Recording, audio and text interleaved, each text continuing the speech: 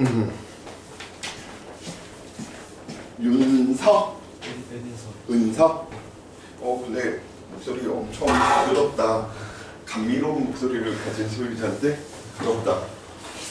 왜냐면 쌤 목소리가 너무 막 걸걸하고 약간 허스키하고 가래낀 소리가 나서 저런 부드러운 소리가 나는 친구들 보면 와, 목소리를 갖고 싶다. 막 진짜 동화에서 나오는 선생님 딸들이 보는 동화에서 나오는 마녀가 돼서 목소리로 거래를 하고 싶을 그럴 정도 이런 느낌이고요. 첫 시간이다 보니까 전체적인 좀 물리의 구조, 어떻게 또 공부를 해야 되는지, 어디가 우리가 주력으로 해야 되는지 마인드맵 그려가면서 좀 전체적인 내용들 한번 이야기 한번 해봅시다.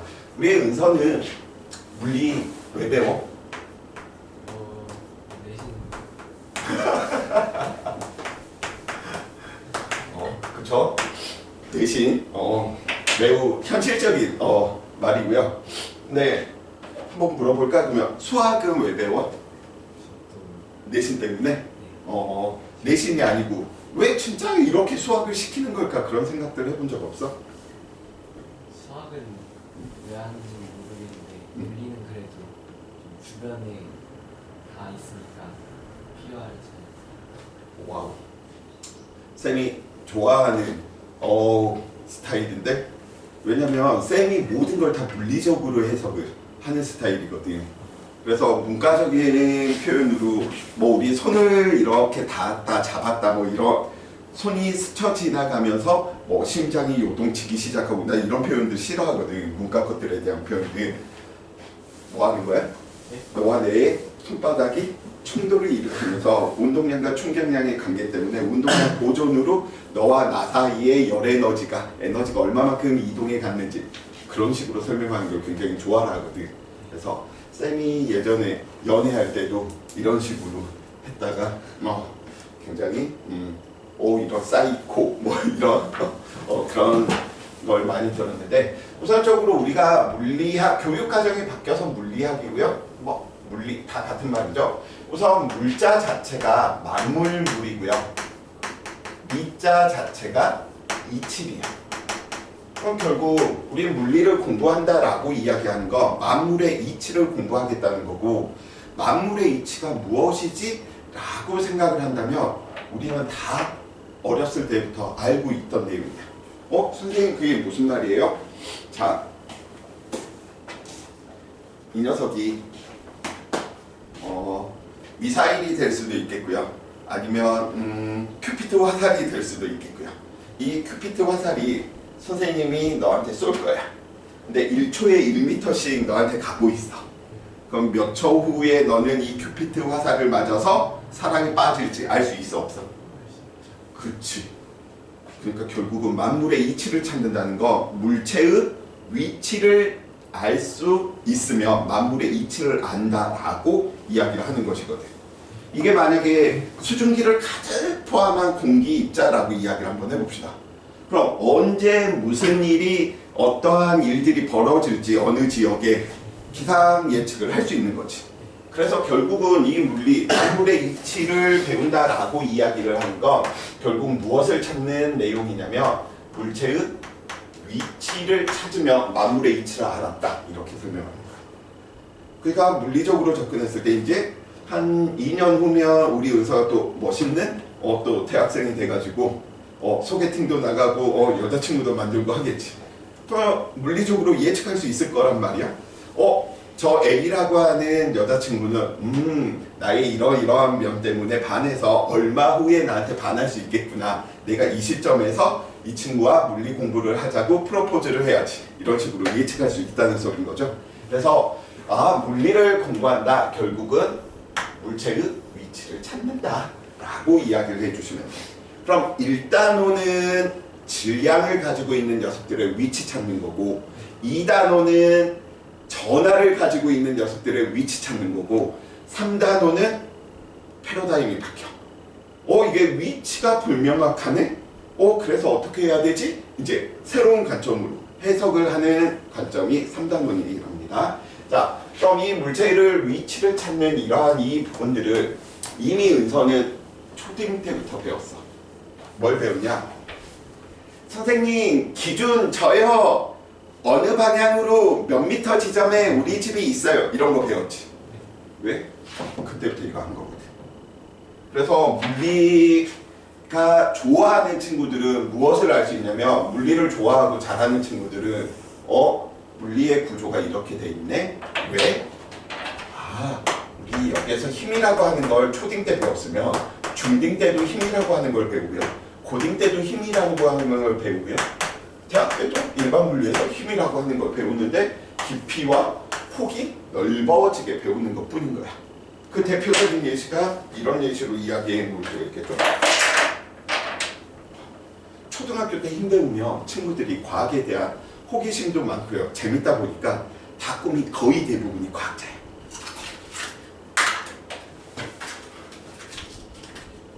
물체연구야 왜 배워냈어? 그치. 그래서 초등학교 때 열나 재밌어. 엄마 나 과학에 엄청 호기심이 많나 봐. 과학 재밌어. 나 과학자 될 거야. 과학 공부할래. 과학 실험할래. 이런단 말이야.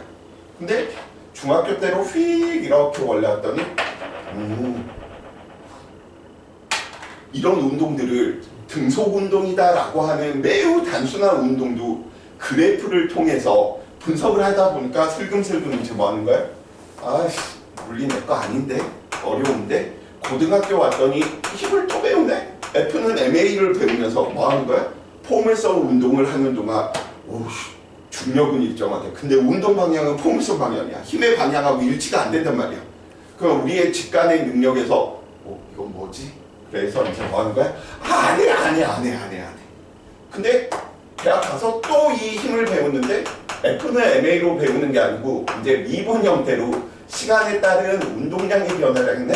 배우는 건 똑같은데 폭이나 깊이가 넓어지다 보니까 이제 그런 부분들이 힘겹다라고 느끼면 쌤 입장에서는 모든 일이 다 힘들어지지 않을까. 초등학교 때 연애할 때는 내가 좋아하는 친구한테 나 너 좋아해 이렇게 한마디 하면 진짜 통했는데 고등학교 와서 지금 길거리 가다가 마음에 드는 친구한테 나 너 좋아해 초등학교 용어 쓰면 싸다고 맞겠지. 그러면 고등학교에 맞는 무언가 나는 너를 좋아한다 라고 하는 표현을 뭐 춤으로 출 수도 있겠고요. 글로 표현할 수도 있겠고요. 그 표현 방법이 계속 변해가야 되거든.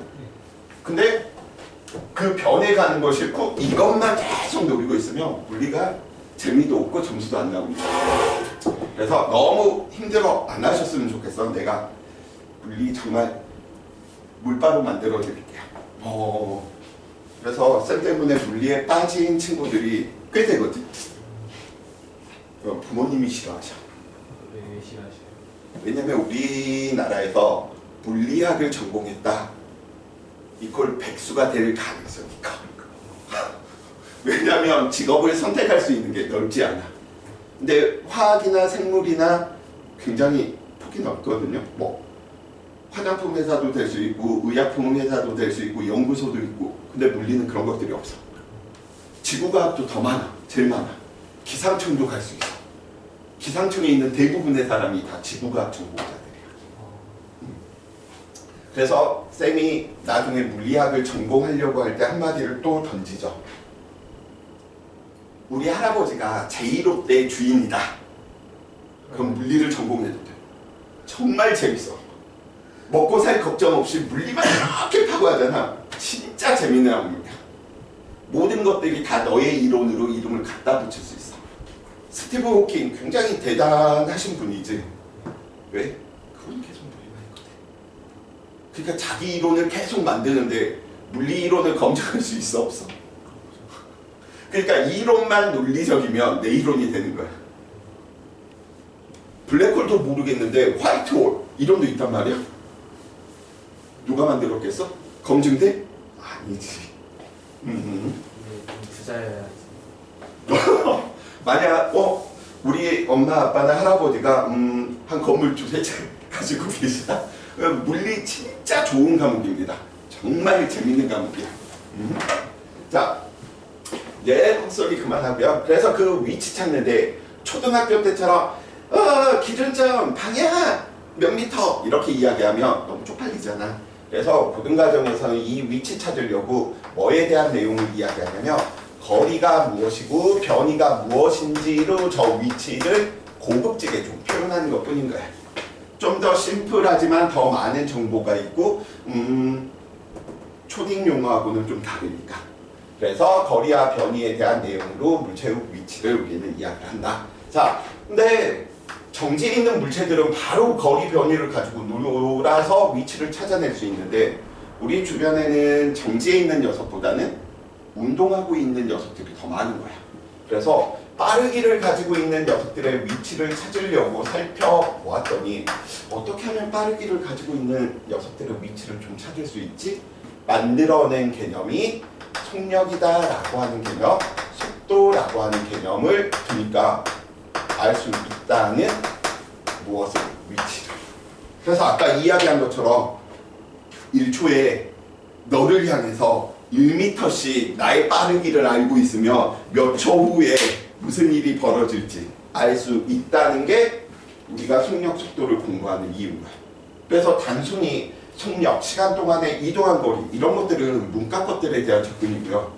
속력 속도 왜 배우지? 아, 빠르기를 가지고 있는 녀석들의 위치를 알 수 있게 해주는 녀석이구나. 예상할 수 있게 해주는 거구나. 그래서 모든 교과서나 순서가 이렇게 될 수밖에 없어. 자, 계속해서 한번 봐봅시다. 자, 이 세상에는 빠르기를 가지고 있는 녀석들보다 빠르기가 변화하는 케이스가 더 많은 거야. 속도가 빨라졌다가 속력이 빨라졌다가 느려졌다가 운동 방향이 변했다가 이런 케이스들이 더 많다 보니까 어떻게 하면 빠르기 변화를 가지고 있는 녀석들의 위치를 표현할 수 있을까? 알 수 있지? 이제 대답한다. 빠르기 변화를 가지고 있는 녀석들의 위치를 찾기 위해서 너 은서 뭐 공부했어? 빠르기 변화. 속력 속도 배운 다음에 뭐 배웠어? 중상과정에서는 속도 변화량으로 배우고요. 통합과부터는 가속도라고 하는 개념을 배우죠. 그러니까 결국은 가속도를 공부하는 건 빠르기 변화를 가지고 있는 녀석들의 위치를 공부하겠다는 소리고요. 빠르기 변화를 안다는 소리는 속력 속도를 알 수 있으니 이미 시간대에 거리 변이를 알아서 위치를 알아낼 수 있다라는 사실이랍니다. 그래서 이게 순서야. 배우는 순서. 아래부터 배우는. 아니, 이 위에부터. 심플한 케이스부터 어려운 케이스로. 자, 계속. 근데 이게 무엇이냐면 오늘 선생님이 아마 은사하고 나갈 진도가 여기까지일 텐데 여기에서 이런 1차적인 고민이 들어. 원리 포기할까? 그래서 슬금슬금 책을 집어질 종목이 정해지는 그 파트인데 이 부분은 좀 외워줬으면 좋겠는 게 98에 70. 계산했어? 외워서 대답했어? 외워서. 그치. 그래서 좀 외워서 나올 정도가 되면 좀 쉽게 넘어갈 수 있는 파트거든. 근데 외우려고도 안 해, 친구들이. 외워주시면 좀 쉽게 넘어갈 수 있어. 자, 그래서 우리는 빠르기 변화를 알아내니까 진짜 태양이 언제 뜨고 달이 언제 지고 저 별이 어느 순간 얼마만큼 움직이고 뉴턴 이후 시대부터 정확하게 다 알아내. 거의 모든 우리가 눈에 보이는 물체들의 운동들을 자연현상들을 다 설명하는 거야. 그러다 보니까 웬만한 거 다 설명하면 우리 같은 사람들은 됐어 하고 끝냈겠지만 절대 끝내지 않습니다. 물리 공부하는 얘들은 약간 사이코틱하고 약간 똘끼가 있는 사람들이고요. 그런 얘들이 그런 성향을 가지고 있는 친구들이 또 물리를 잘해.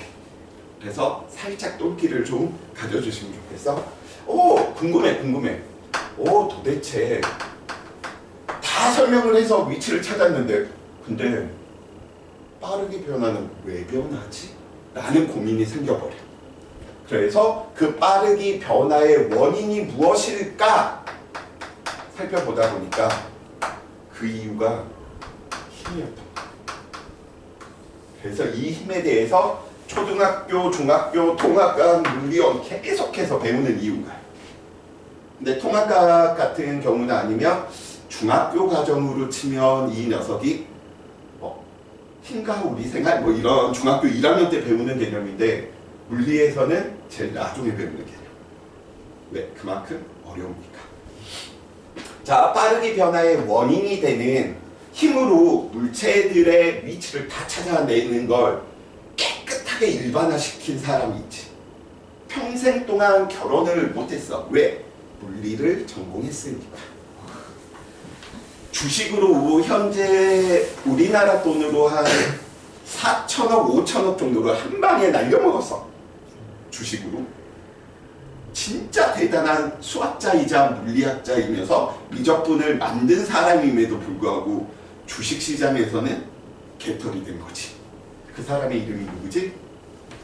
그치, 뉴턴이라고 하는 사람이죠. 그래서 물리를 너무 좋아하면 뉴턴같이 된다? 평생 혼자 사는 거야. 그래서 뉴턴의 우리는 무엇? 운동 법칙을 배우는 까닭은 결국은 힘을 안다는 건 가속도를 알 수 있고 가속도를 안다는 건 빠르기를 알 수 있어서 물체의 위치 찾는 부분이거든요. 그래서 뉴턴의 운동의 법칙에 대한 내용을 공부하는데 물리의 장점이자 단점이죠. 개념은 많이 없어. 쉽게 이야기하면 뉴턴의 운동 법칙도 핵심은 F는 ma 하나야. 세 글자야. 근데 문제 푸는 방법이 너무 다양하니까 F는 ma를 안다고 해서 문제가 풀려 안 풀려? 안 풀리지. 그 노력을 해주셔야 되는데 그걸 못하면 여기에서 이제 또 뭐 하는 거야? 애들이 1차적으로 가장 많이 포기하는 단계가 얘입니다. 그래서 이 뉴턴의 운동 법칙을 문제풀이 유형으로 쌤이 이제 이야기를 진행을 할 텐데 그래서 1법칙과 2법칙의 결합 1법칙과 3법칙의 결합 힘을 주고받았는데 한 물체에 작용하는 알자힘이 0이어서 정지행 물체는 계속 정지하고 운동하는 녀석은 등속 운동하더래. 힘을 주고받았는데 운동 3법칙에 의해서 한 물체에 작용하는 알자힘이 0이 아니어서 이 녀석은 가속 운동을 하더래. 그래서 뉴턴의 운동 2, 3법칙의 결합. 수능 형태가 아니라 내신 형태. 수능에서는 1, 2법칙이 나올 수가 없어. 왜냐면 교육과정에 위배될 가능성이 있거든. 왜냐면 물리2의 관성력 부분하고 연계가 되다 보니까 좀 내기가 힘든데 학교 내신에서는 변별을 해야 되다 보니까 내는 학교들 선생님들이 종종 계셔. 그래서 어렵긴 하지만 친구들이 좀 살펴봐 주셔야 될 내용이고요. 일상법칙은 그나마 그래도 이지해. 굉장히 쉬워. 그래서 여기에서는 친구들이 왜? 외울 것도 없고요. 평형관계에 있는 힘과 작용 반작용에 있는 힘만 구분만 해주시면 되다 보니까.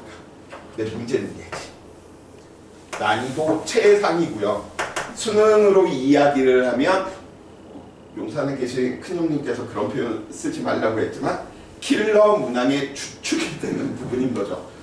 수능 문제, 20문제를 30분 안에 풀려면 한 문항당 1분 30초의 시간을 잡아먹어야 되는데 1분 30초 안에 풀 수 있는 문제가 아니라는 소린가요.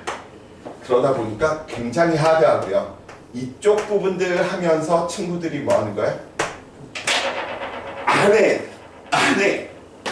근데 너그러 생각해봐. 수능이 아니고 내신이다.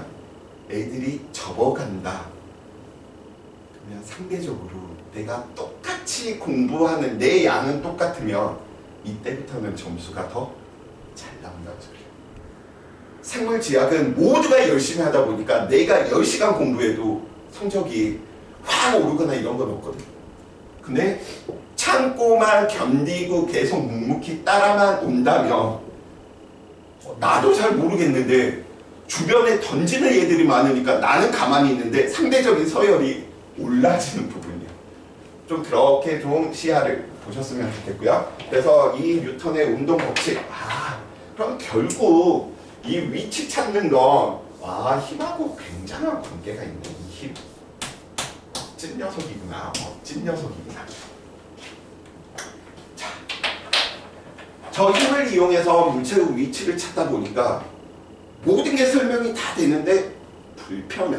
왜? 선생님이 같은 힘을 은서한테 왼쪽으로 주느냐 오른쪽으로 주느냐 뒤로 주느냐 앞으로 주느냐에 따라서 운동 방향이 너무 달라지는 거야. 방향을 계속 생각해야 되다 보니까 너무 복잡한데? 그래서 저 힘이다 라고 하는 저 개념을 어떻게 하면 좀 더 간단하게 해서 물체의 위치를 바로 찾는 방법이 없을까? 힘은 바로 위치를 못 찾아. 왜? 둥둥둥 순차적인 방법이 돼야 되니까. 그러다 보니까 19세기, 20세기 초에 걸쳐서 만들어내. 무슨 개념은? 에너지라고 하는 이 개념을 사용하니까 얘는 방향도 필요 없고요. 다이렉트로 얘를 찾아버린 거야. 그래서 오픈 수업 대형 강의에서 야 물리할 만한데 라고 느끼면 얘야. 근데 사기야. 생각해봐. 제일 늦게 나왔다는 건 제일 개념 정립하기가 쉬워 어려워? 어렵다는 소리야. 근데 푸는 방법이 풀이법이 한 줄, 두 줄, 세 줄 정도밖에 안 되고 얘는 열대 줄 되니 물리할 만한데 이걸로 뭐 하는 거야? 애들 꼬실 거야. 야 물리할 만해. 근데 문제가 안 바뀌어. 왜냐면 가장 고차원적인 개념이다 보니까. 무슨 개념하고 똑같냐면 내가 자주 본다라고 해서 이해도가 높은 건 아니지. 그치? 자, 그래서 이 에너지 부분 항상 거의 대부분 19번 아니면 거의 20번에 포진되어 있는 거지. 수능으로 치면. 제일 상위의 단계. 그래서 저 에너지를 이용해서 위치를 찾으려고 살펴보다 보니까 에너지의 이동을 들어서 저 위치를 살펴봐야 된단 말이야. 왜? 에너지의 이동을 설명하기 위해서 인위적으로 만들어낸 개념이 일이라고 하는 개념이고요. 그래서 일, 에너지 정리를 통해서 물체의 위치를 다이렉트로 찾을 수 있다. 그래서 크게 보면 두 축인 거야. 하나는 에너지로 접근하는 방법, 다른 하나는 힘으로 접근하는 방법. 근데 둘 다 가지고 있어 주셔야지 안 흔들려. 내 친구들은 풀이가 쉽고 단순한 것만 추구하려고 하는 경향성이 있어서 선생님 시간 때는 항상 두 가지 방법 다 생각을 해라. 이렇게 이야기를 할 테고요. 100%는 아니지만 한 90% 정도는 이 힘까지는 쉽게 이야기하면 시간에 대한 정보가 있을 자로 한자로 써볼까? 시간에 대한 정보가 주어지면 이 녀석들이 변해. 쌤 그 말이 무슨 말이에요? 2초일 때 이 물체의 속력은 얼마? 물어보면 이런 방법이 편하다는 거예요. 근데 에너지에서는 시간에 대한 정보가 없어. 즉 얘는 2초일 때 속력이 얼마 물어본다면 얘는 2m 지점일 때 속력 얼마 이런 식으로 물어보는 형태야. 그래서 시간에 대한 정보가 없을 때는 에너지로 풀어야지. 시간의 정보가 있을 때는 힘으로 풀어야지. 근데 100%는 아니라고 해서 시간에 대한 정보가 있어서 힘으로 접근했는데 문제가 안 풀려. 빨리 이해가시죠. 그래서 일이다라고 하는 개념 우리가 중학교 3학년 때부터 배운 녀석이니까 일에너지 정리 한 일이 무엇을 물체의 운동 에너지를 변화시키는구나. 살펴보니 이 일이다라고 하는 이 개념이 또 누가 있어? 힘이 들어가야지. 근데 얘는 힘 하나만 들어가 있었잖아. 근데 얘는 힘이 얼마만큼 이동했는지도 따져야 돼. 당연히 이 개념이 요 개념보다 고차원이라는 거 알겠지? 더 많은 게 녹아 들어가 있기 때문에 풀이가 쉽게 보인다라고 하더라도 고차원적인 개념이다 라고 하는 사실 꼭 좀 살펴봐 주시고요. 자, 계속해서 은서가 공부를 하는데 50점을 맞다가 갑자기 100점을 맞는 경우는 거의 없어. 노력이 쌓이고 쌓인 만큼 80점을 맞았다가 100점을 맞았다가 이게 더 확률적으로 크지. 그러다 보니까 뭐라고 이제 이야기를 하냐면 힘에서 에너지로 다이렉트로 변화한 게 아니야. 그 중간 과정이 있어. 문제 풀려고 보면 시간을 힘의 개념으로 문제 풀 때도 잘 안 풀려. 에너지 개념으로 문제를 풀려고 해도 잘 안 풀려. 그럴 때 이용하는 녀석이 힘과 에너지의 중간 단계 누구? 충돌이다라고 하는 걸로 우리는 배우지만 실질적으로 저 충돌에서 나오는 운동량과 충격량들을 살펴보면 누구? 힘이라고 하는 이 녀석이 얼마만큼 시간에 따라서 운동 상태가 뭐하는구나? 달라지는구나.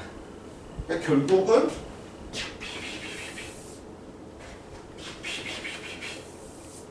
여기까지에 대한 문제인데 여기가 1차 폭이라면 여기에서 무조건 2차 폭이 여기에서 10명이 수업을 듣는데 5명쯤이 여기서 포기해. 한 80%가 여기에서 포기해. 왜? 개념은 몇 개 없거든. F는 MA처럼 W는 운동 에너지 변화 문자로 하면 3글자밖에 안 돼. 문제가 풀리는 문제가 없어. 계속 문제풀이 연습 사고 물리적인 사고를 해주셔야 되는데 그 연습을 안 하고 나 물리 개념 다 됐어. 풀어야지. 안 풀리네. 안 해. 이러한 건 절대 하시면 안 돼. 물리 그렇게 만만한 학문이 아니고요. 자, 그래서 이제 이 내용들이 있을 테고요. 계속해서 살펴봐 봅시다. 역학과 에너지에서 여기까지 잘 설명이 돼. 근데 다른 녀석이 있거든. 어떤 녀석이 있느냐라고 살펴봤더니 지금 여기까지에 대한 내용들 위치 찾는 거 다 힘이 공통분모지. 이 말인즉슨 힘이 일정하게 전달된다는 소리거든. 쌤이 지금 이 칠판 지우개를 이렇게 10N을 주나 이렇게 10N을 주나 그 효과가 뭐예요? 같아 버리는 거야. 왜? 힘이 일정하게 전달되니까. 내가 이 물체한테 F라고 하는 힘을 주면 F 여기에서 F로 당기는 효과가 똑같거든. 근데 안 그런 물체들이 있다라는 거야. 그런 물체를 보고 우리는 흐를 수 있는 물체다라고 해서 유체라고 하는 표현을 쓰고요. 이 유체들 중에서도 온도 변화에 따라서 부피 변화가 확확 일어나는 기체에 대해서만 살펴보는 학문이 있습니다. 그래서 기체 분자들의 위치를 찾으려고 배우는 녀석이 누구야? 열역학 법칙입니다.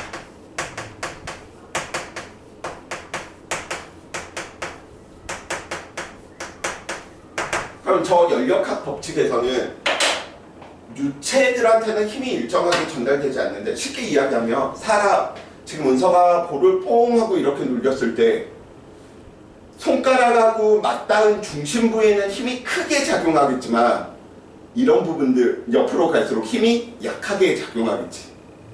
좀 더 수학적인 표현을 쓰면 정규분포 형태로 힘이 분산이 돼버리는 거거든. 힘이 일정하게 전달이 안 돼.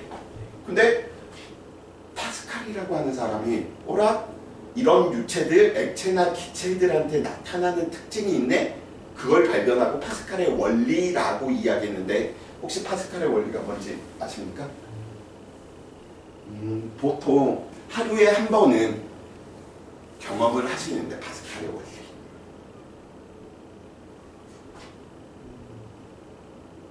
오늘 응가 했어 안 했어? 오늘 안 했어? 보통은 똥 쌀 때 배 안속에 들어있는 이 똥들은 힘이 일정하게 전달되겠어? 아니야. 압력이 일정하게 전달되다 보니까 똥꼬에서 나오게 되는 원리거든요. 그래서 파스칼의 원리는 압력이 일정하게 전달된다. 어디에서? 유체에서. 그래서 열역학 법칙의 주인공은 기체들이다 보니까 누가 굉장히 중요하냐면 힘보다는 압력이 굉장히 중요한 녀석이에요. 힘이 일정하게 전달되니까 얘들은 힘을 사용했다면 얘들은 압력이 일정하게 되니까 압력을 사용하게 될 테고요. 그래서 압력이 일정하게 전달되다 보니까 혹시 이런 거 실험해 본 적이 있을지 모르겠네. 변기에 앉아 있는데 내가 비틀어서 똥을 싸야지. 그러면 비틀어져서 똥들이 나올까? 그냥 슝 나올까? 실험을 안 해봤구나. 오늘 안 싸셨으니까 저녁 먹으시고 한번 실험 한번 해보세요. 한다라고 해서 똥이 이렇게 비틀어서 나오는 게 아니고 힘이 일정하게 전달되는 게 아니고 압력이 일정하게 전달되다 보니까 똥은 거의 그대로 나와. 원래 선생님 물리 수업이 19금, 29금 더티. 그런 재미라도 좀 있어야지. 네, 알았어. 그럼 교과서적인 걸로 예시를 들어드릴게요. 치약 짤 때 오늘 한번 해보세요. 치약을 비틀어 짠다라고 해서 치약이 비틀어져서 나오는 게 아니고 거의 그냥 일직선으로 나와. 왜? 힘이 일정하게 전달되는 게 아니고 압력이 일정하게 전달되니까. 이제 앞으로는 똥을 쌀 때도 이제 당당하게 엄마, 아빠, 파스칼의 원리에 대해서 이제 화장실 갔다 나오신 분께 파스칼의 원리 지금 하고 나오시는군요. 뭔 소리야? 딱 이렇게 이제 이야기를 하면 와 그래도 은서 이놈 학원을 보내놨더니 그래도 뭔가 배워오는구나 이런 뿌듯함들이 생기시면 은서한테 줄 수 있는 용돈 이런 것들도 더 커지지 않을까. 왜냐면 엄마 아빠가 원하시는 건 궁극적으로 실력, 성적이란 말이야. 그런 게 올라갈수록 너가 요구할 수 있는 품목들도 많아지겠지. 그래서 쌤은 단순히 진짜 엄마 아빠한테 용돈 올려줘. 나도 쌤도 부모지만 안 줘. 내가 원하는 걸 해줘야지 주겠지. 성적이란 말이야. 실력이란 말이야. 그냥 나 이번에 전교 1등 할게. 그러면 나 컴퓨터 바꿔줘. 핸드폰 바꿔줘. 이렇게 돼야지 딜이 되는 거지. 핸드폰 깨졌네? 핸드폰 바꿔줘. 매일 핸드폰만 보고 있는데 핸드폰이 깨진 거야. 바꿔주시겠니? 가끔씩 쇼맨십도 필요하다라는 거야. 밥 먹을 때 물리 막 이렇게 이 에너지 정리 막 한 번이 아니고 지속적으로 있으면 부모님도 감동하실 때가 오실 거야. 근데 꼭 이 이야기하면 친구들이 다 뭐라고 하냐면 어떻게 해도 제 행동은 믿지 않아요. 왜냐면 너네가 17, 18이 될 때까지 그런 믿음을 안 줬기 때문이다 라고 생각을 해. 자, 그럼 결국은 얘도 위치 찾는 거잖아. 근데 저 위치 찾는 부분인데 태양이나 질량을 가지고 있는 물체는 몇 개 안 돼. 한두 개, 두세 개, 서너 개. 근데 기체 분자들은 화학에서 배우듯이 22.4리터 안에 아보가드로의 수만큼 쳐들어있대. 그리고 그 하나하나를 찾는다는 건 너무 무식한 방법이지. 그러니까 얘는 위치를 뭘로 표현하고 싶은 거냐면 부피로 표현하고 싶은 거야. 그래서 기체 분자들이 운동이 활발하다 그러면 부피가 작으면 부피가 작은데 활발하면 뭐해? 커지니까 부피가 커졌네? 결국은 부피를 안다는 건 위치를 찾았다는 거하고 똑같은 소리가 되는 거죠. 근데 이 부피에 관계하는 녀석이 압력 말고도 또 있더래. 그게 뭐야? 온도라고 하는 녀석인 거지.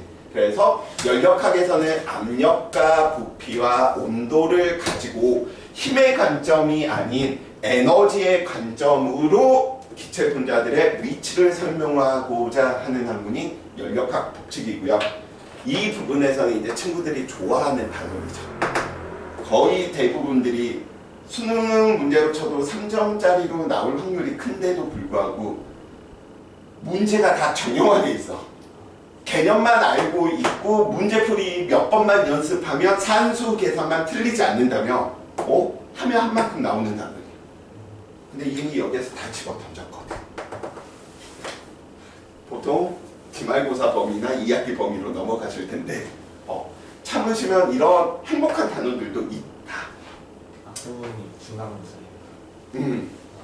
그러니까 보통 이제 학교들마다 조금씩 다르긴 한데 큰 틀로 보면 여기 정도까지가 중간, 그 다음에 여기 정도까지가 기말, 여기부터 이제 2학기로 넘어가거나 이제 과중에서는 이제 조금씩 이제 바뀌긴 하지만 1년 커리로 이렇게 이야기를 한다면 자 계속해서 여기까지 이제 이야기하고 나서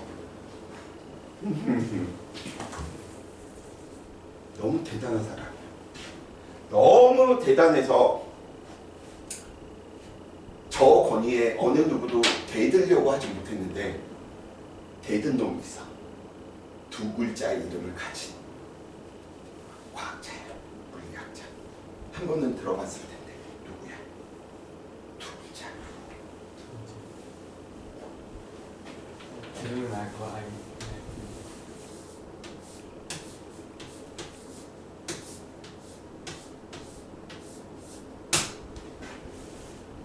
일석이라고 하는 과학자 들어보셨죠? 안 들어봤다고?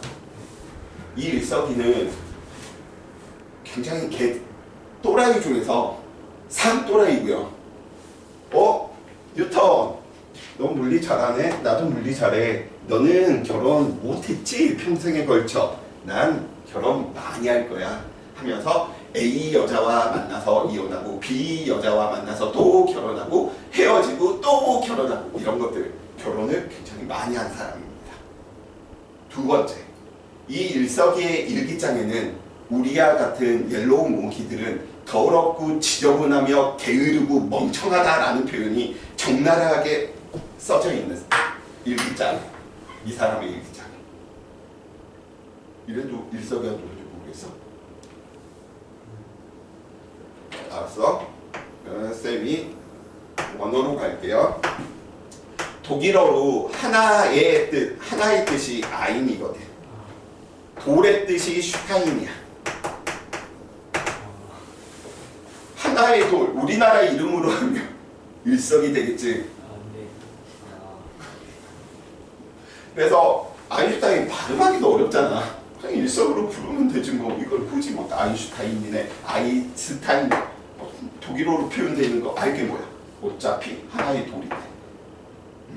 그래서 이 아인슈타인 같은 경우에서는 보는 관점을 그냥 달리 봐버리는 거야. 우리는 보통 그런 걸 보고 패러다임 이렇게 이야기를 하거든요. 자, 이거하고 똑같아요. 패러다임은 한번 정해지면 깨지기가 쉽지가 않아. 자, 예를 들어 쌤은 2차원 공간에서 살고 있는 사람이야.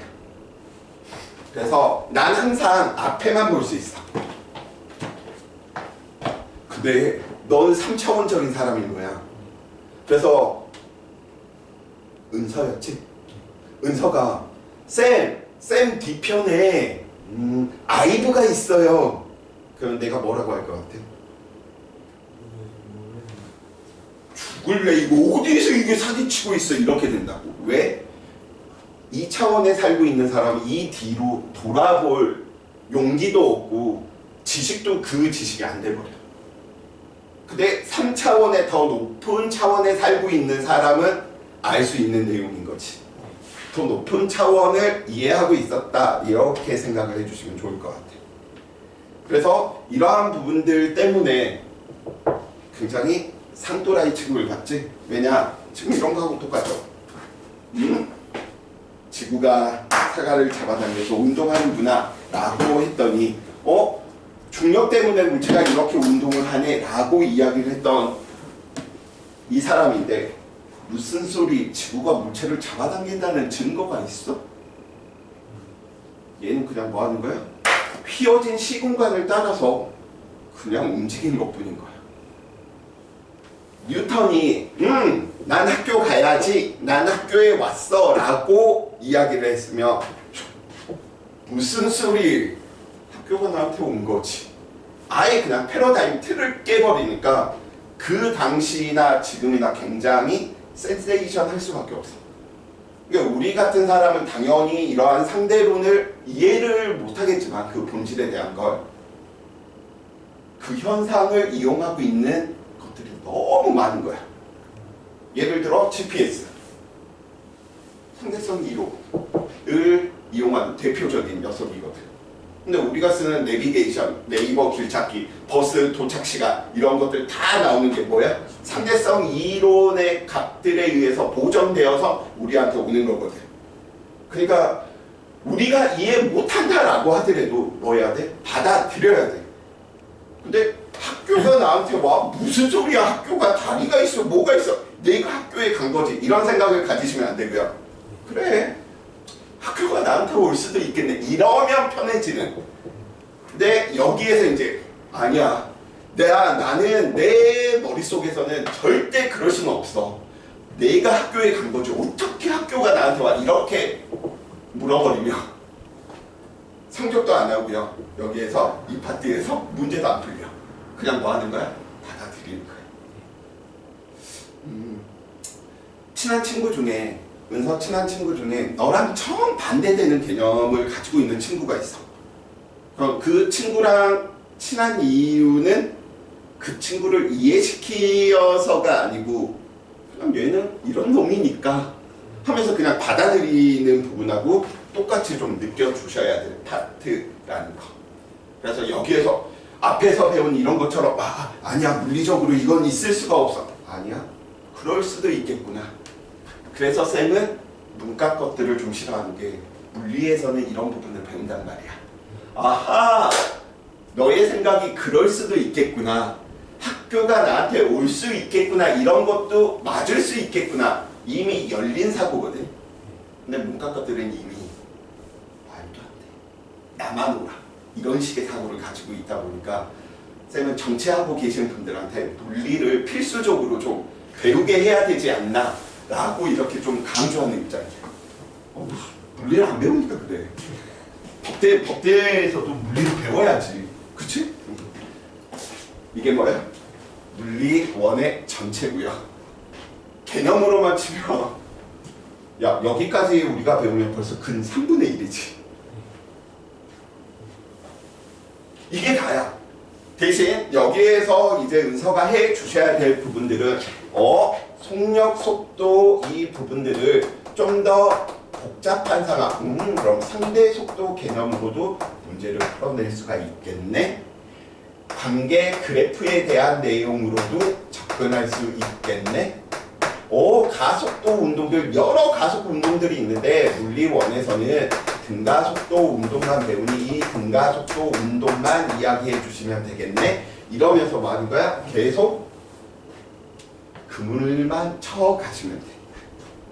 그래서 흐름을 잃으면 안 돼. 이 말인 즉슨 은서가 집에서 한번 선생님처럼 위치 찾는 문제였었고 빠르기를 가지고 있는 녀석의 위치, 빠르기 변화를 가지고 있는 위치, 큰 틀을 머릿속에다가 그래야지 문제 풀 때 얘는 이것 중에서 얘로 문제 푸는 것이구나. 이게 돼야지 인출이 쉬워지지. 아무것도 이런 마인드맵 작업을 안 하고 F는 MA 배웠어. 뭘 써야 될지를 모르는 거야. 그래서 꼭 좀 이 마인드맵에 대한 내용들 이해를 해주시기 바라고. 선생님 오늘 좀 양해를 구하는 게 선생님 여기 오늘 출발하고 나니까 쌤 사무실에 교재 도착했다고 문자가 왔어. 그래서 이번 주만 쌤이 좀 프린트로 좀 이야기하고요. 다음 주부터는 정확히 페이지 수로 하면 212페이지인데 다음 주에는 교재로 이렇게 나가도록 할게요. 네, 사진 찍어주세요. 네네네.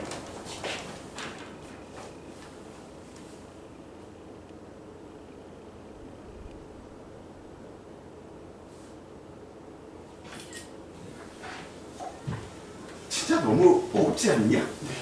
일단은 여기가 제일 비중이 엄청 큰 것 같은데. 지난번에 여름방학 때 배웠을 때 분명 한 이 정도까지 배웠을 거야. 네. 그치? 네. 저기는 아예 안 배웠어요.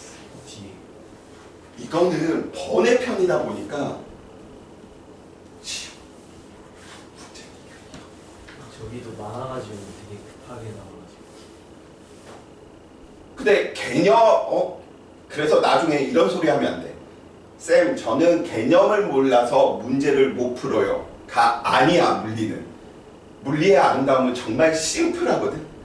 이 F는 MA 안에 무궁무진한 진리가 들어있기 때문에 F는 MA가 아름답다라고 이야기를 하는 부분인데 친구들은 잘못 공부하시는 친구들은 계속 개념만 뉴턴의 운동 1법칙, 관성의 법칙, 뉴턴의 운동 2법칙 이렇게 공부하면 절대 안 됩니다. 그래서 이 틀이 우선적으로 좀 잡히게끔 다음 주까지 이렇게 좀 하시고요. 자 이제 본격적으로 하나하나씩 이야기 한번 해보자. 쌤 진짜 나 대한민국에서 나 제일 물리를 재밌게 잘 가르친다는 항상 자부심을 가지고 있는 사람이거든. 근데 이상하게 쌤이 지금 이제 이하고 있는데 거의 인원수가 2명, 3명에 약간 좀 내가 의기소침하고 있긴 하지만 괜찮아. 왜냐면 내가 여기 일타를 먹을 거니까. 이쪽 서울, 상문, 반포, 세화 이쪽 다 먹을 거야. 그래서 첫 수업 있었던 친구이기 때문에 나중에 대기 막 이렇게 있을 때 제 앞자리로 선생님이 왜 처음부터 들었던 친구니까. 그다음에 쌤 약간 저 동영상 듣는 걸 별로 좋아라 하는 편이 아니거든. 근데 몸이 아프거나 피치 못할 사정들 동영상으로 보는 거 난 별 효과가 없다라고 믿는 주의야. 왜냐면 친구들은 진짜 다재다능 멀티플레이가 되는 친구들이거든. 동영상 유튜브 틀어두고 카톡도 열어두고 핸드폰도 보면서 다른 책도 보면서 밥도 먹으면서 정말 한 번에 5, 6가지 일을 하더라고. 그게 어떻게 집중이 되겠어? 좀 침도 맞아가고 눈빛 교환하면서 이 친구가 이거 이해하고 있네? 못하고 있네? 좀 더 해줘야겠다. 이런 것들이 좀 돼야 되다 보니까 될 수 있으면 좀 현장 와가지고 좀 들으시는 게 좀 더 효과가 좋지 않을까 좀 싶고요. 쌤이 작년에 이게 올해인 거지. 올해부터 좀 마음을 내려놨어.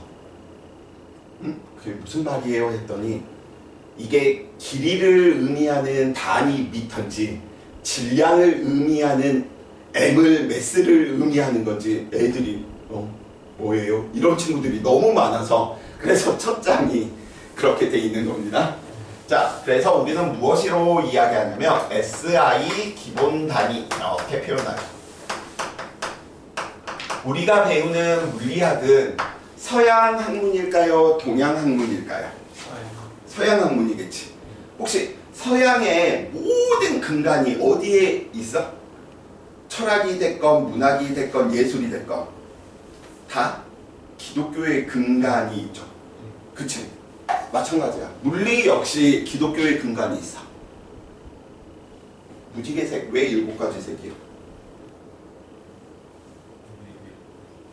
우리나라 문헌들 보면 무지개 5가지거든.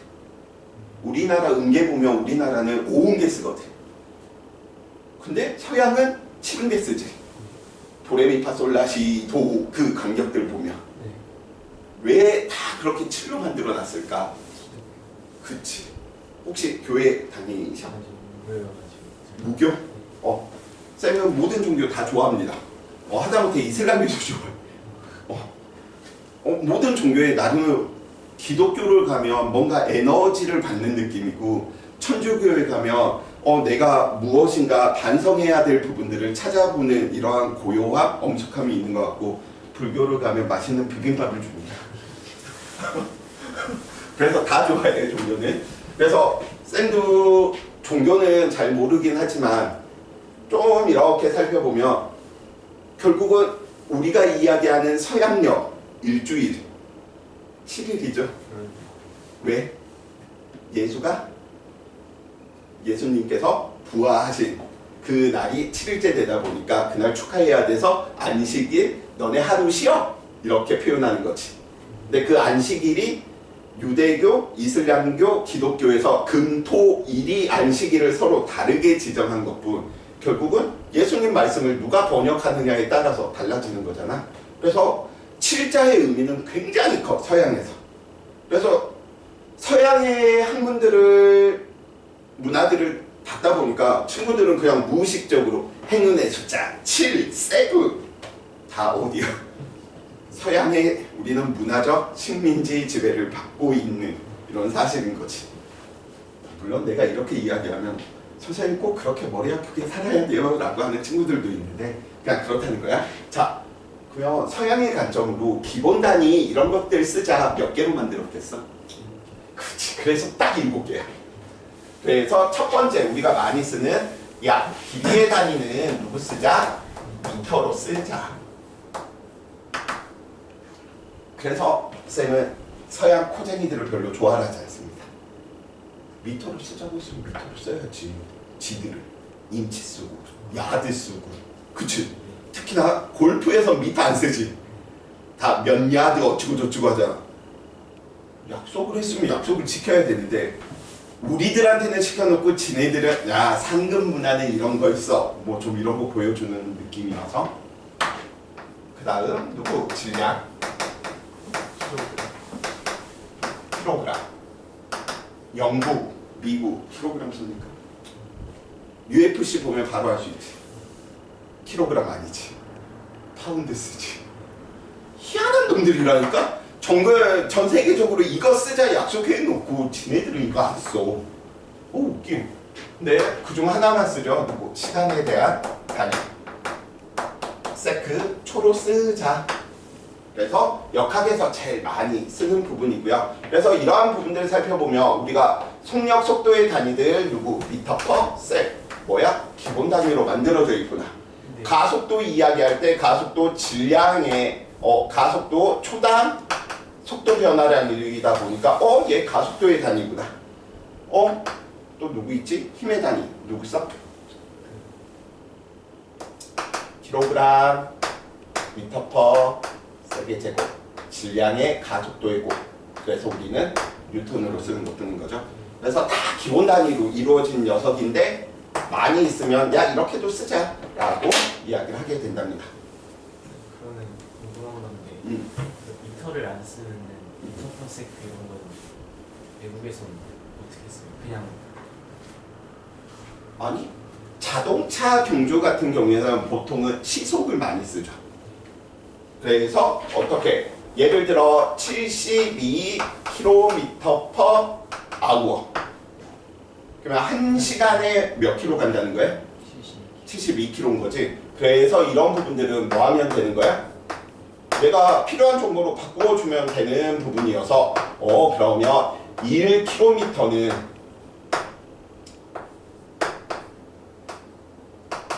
이 단위에다가 곱하기 1을 해도 크기는 변하지 않겠죠. 그럼 어떻게? 1km는 몇 미터? 1000m니까 분모분의 분자 이거 크기가 1이잖아. 안녕. 또 여기다가 곱하기 1시간은 몇 초? 3600초. 안녕. 그래서 이거 계산하면 얼마만큼? 20m/s. 그래서 초당 20m/s 하고 같은 빠르기인 거지. 근데 야구 경기에서는 시속을 쓰기보다 거기서 또 마일 쓰지. 뭐 90마일, 시속 90마일 이런 식으로. 자, 그래서 이런 부분들을 아마 중학교 때 많이 연습하셨던 부분일 테니까 놔두시고요. 계속해서 살펴봐 봅시다. 우리가 또 많이 쓰는 것들을 살펴보다 보니까 통합과 기말고사 부분에 나왔던 누구? 전류의 단위 A로 쓰고 읽을 때 암페어라고 있고요. 온도의 단위는 누구 쓰자? 절대 온도의 단위 켈빈을 쓰자. 근데 참 웃기지? 켈빈의 온도나 섭씨 온도는 간격이 똑같기 때문에 그나마 좀 괜찮아. 근데 유럽이나 미국 가면 또 무슨 온도 써? 화씨 온도 써. 왜냐면 파렌하이트 미국 물리학자가 만든 녀석으로. 그래서 화씨 온도 유럽 여행들 하면 30도 정도에 맞춰 있으면 굉장히 춥거든. 그럼 이제 어르신들이 뭐라고 이야기를 하냐면 왜 이리 추워? 이렇게 이야기. 그 온도가 화씨니까 더 올려야 되거든. 아무튼 물리에서 잘 안 쓰는 물질의 양 이런 것들. 화학에서 많이 쓰죠. 1몰. 그 다음에 빛의 세기, 빛의 광도. 이것도 마찬가지야. CD로 쓰고 칸델라라고 있는데 실생활에서 칸델라라고 하는 개념보다는 루멘이나 럭스라고 하는 단위들을 정화했어서 그냥 7개가 있다 정도만 알아두시고요. 역학에서는 이거 꼭 좀 기억을 해주시면 좋을 것 같아요. 자, 계속해서 살펴봐보자.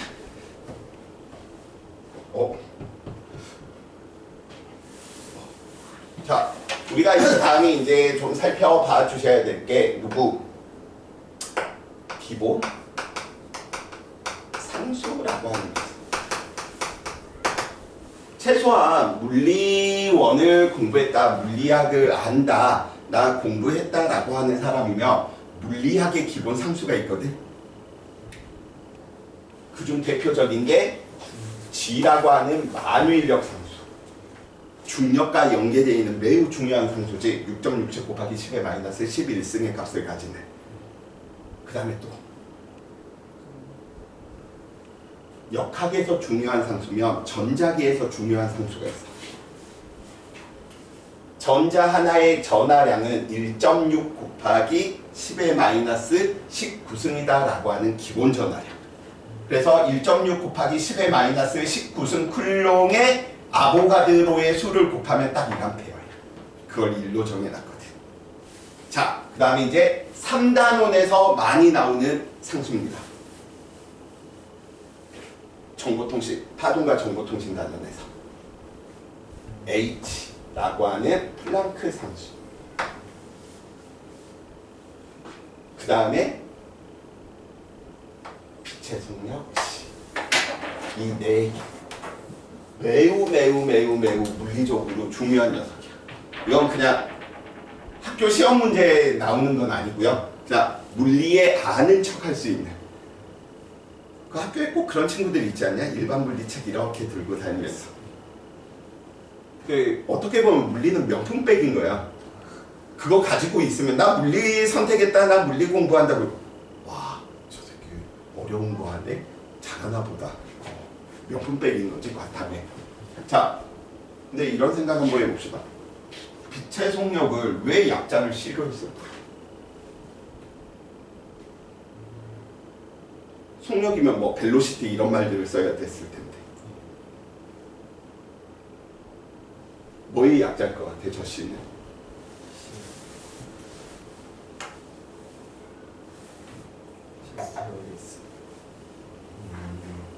상수. 영어로 뭐야? 자, 영어 포기하고요. 우리 물리 열심히 합시다. 보통 상수, 일정하다 이러한 뜻을 우리는 컨스탄트 그 뜻이에요. 그러면 우리 지금 상대성, 특수 상대성 이론 배우지 않더라도 C가 일정하다는 걸 강조하기 위해서, 빛의 속력이 일정하다는 걸 강조하기 위해서 C라고 썼네. 어느 누가 봐도, 움직이는 내가 봐도, 정지해 있는 네가 봐도 빛의 속력은 얼마인 거야? C인 거야. 상수라는 거야. 그러니까 이런 의미들을 알게 되면 상대성 이론할 때도 빛의 속력이 C, 헷갈릴 필요성이 없어. 이미 약자가 상수니까 누가 보건 C라는 거야.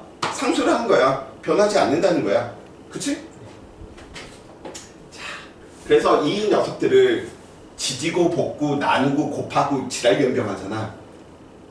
그래서 우주의 나이가 137억이다. 이걸 이론 물리학에서 보통 하거든. 제곱을 하고 곱하고 나누고 지랄 변경을 해서 이 우주의 시간 이거 계산합니다. 우주의 길이 이거 계산하면 나온 결과예요. 그래서 이론 물리학자 되면 다른 거 안 해. 이거 가지고 계속 의미 있는 것들 찾는 거야.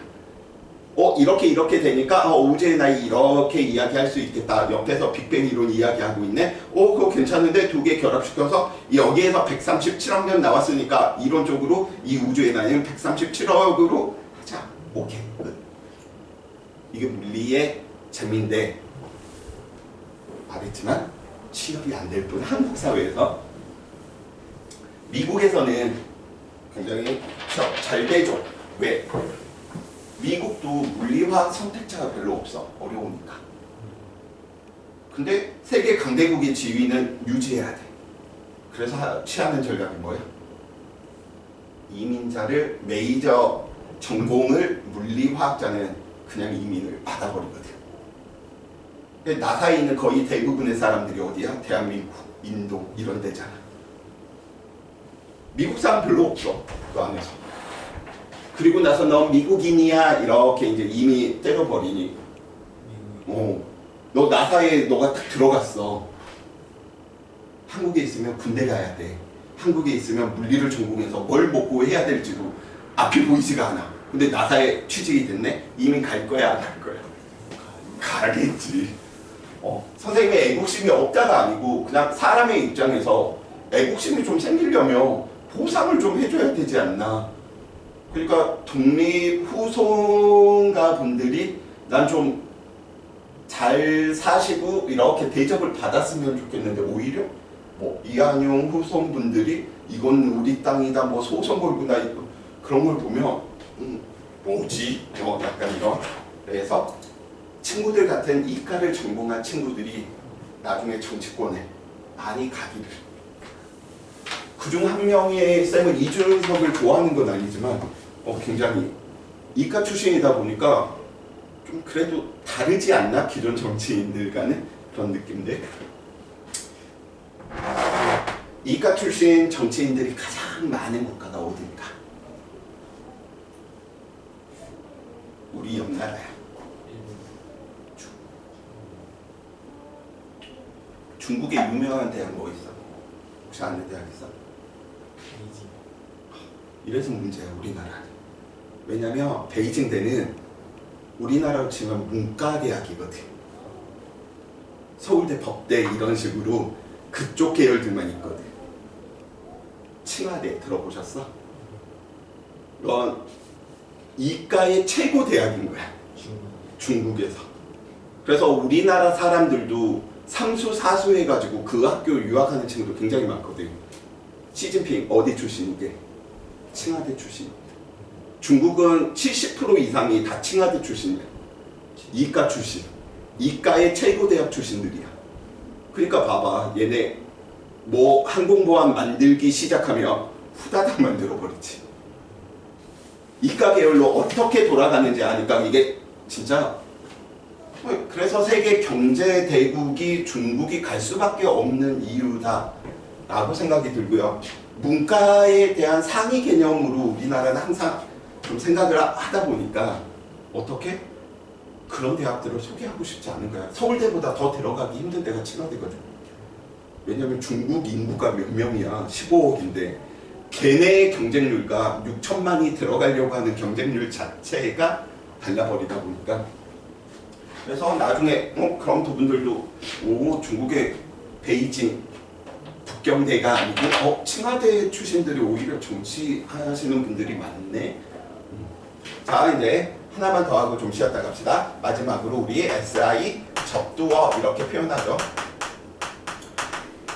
숫자 너무 크니까 좀 줄여서 하자 라고 하는 의미고요. 그래서 우리는 많이 쓰는 것들을 살펴보니까 요거 10의 3승 너무 커 킬로라고 가자. 10의 6승 메가라고 하자. 그래서 쌤은 메가가 언제나 메가스터디가 망할 거라고 생각하는 1인입니다. 처음부터 좀 크게 잡지. 10의 9승 기가스터디 이런 걸로 잡으면 훨씬 좋았잖아. 예, 컴퓨터 단위들 보면 다 요즘은 기가도 잘 안 쓰지. 그렇지. 테라. 그래서 테라 스터디 뭐 이런 걸로 나중에 바꿈하지 않을까. 근데 메가 스터디가 나왔을 때 선생님은 킬로바이트 세대거든. 엄청난 양이었어요. 저 메가 하드 100메가짜리면 100메가바이트짜리면 그 당시 한 30만원 40만원 줘야지. 근데 요즘 웬만한 싸구려 USB 몇천 원짜리도 그냥 몇 기가에 그냥 바뀔 거예요. 자, 그 다음 우리가 많이 하는 얘들 있죠. 10의 마이너스 2승 센치, 10의 마이너스 3승 밀리, 10의 마이너스 6승 그리스 소문자로 뮤를 쓰고 읽을 때는 마이크로, 10의 마이너스 9승. 쌤이 원래 이런 거 잘 안 해야 되는데 와이프랑 마트에 갔어. 마트에 갔는데 거기에서 딱 샴푸 선전을 하는 거야. 그래서 내가 잡혔어. 그 판매원한테. 그래서 나한테 선생님 이 샴푸는 나노 입자로 돼 있어서 머릿결이 엄청 많이 좋아져요. 막 이야기를 하더라고. 그래서 물어봤지. 혹시 여기에 있는 나노 입자가 무엇을 뜻하는지 아세요? 라고 했더니 갑자기 얼굴이 빨개지면서 당황한 표정이 역력한 거지. 아니 지금 나노 입자가 굉장히 좋다는데 나노가 어떤 정도의 크기여서 어떠한 일들을 벌이는지 그거 설명해 주시는 거 아니셨어요? 했더니 와이프는 저기 도망가고 있고 나 항상 가다가 그런 것들 좀 영화를 보다가도 물리법칙에 위배되면 그때부터는 영화에 집중을 할 수가 없어. 막 심정이 아닌데 저거 아닌데 뭐 예를 들어 광선검이 있다. 어떻게 정지한 빛이 있어? 이건 있을 수가 없는 거야. 정지한 빛을 만들어 버리는 순간 상대성 이론이 깨지는 거고 우리가 살고 있는 이 모든 문화의 틀이 깨져야 되는 거거든. 그래서 설명을 해드렸지. 우리 사람의 땅구멍의 크기가 대략적으로 10의 마이너스 6승 마이크로미터 정도인데 더 작은 크기인 나노 입자 10의 마이너스 9승 미터의 아마 샴푸의 성분들이 모발 속에 쏙쏙쏙쏙 들어가서 흡수가 잘 되어서 아마 모발이 더 윤기가 난다 이런 식으로 지금 설명하고 싶으셨던 거죠? 했더니 와이프는 이미 도망가 있고 이 판매원은 넌 도대체 무슨 사이코니? 그런 표정으로 나를 레이저로 막 쏘고 있고 그렇지만 속으로 생각해야 되는데 직업상 그런 부분들이 너무 눈에 보이는 거지. 그래서 나노 우리가 이야기해주는 녀석이죠. 그래서 이 정도 친구들이 이제 OT와 더불어서 이야기했고요. 잠시 쉬었다가 이제 본격적으로 거리병이 위치하는 것부터 한번 이야기 한번 해봅시다. 자, 5분만 좀 쉬었다 합시다.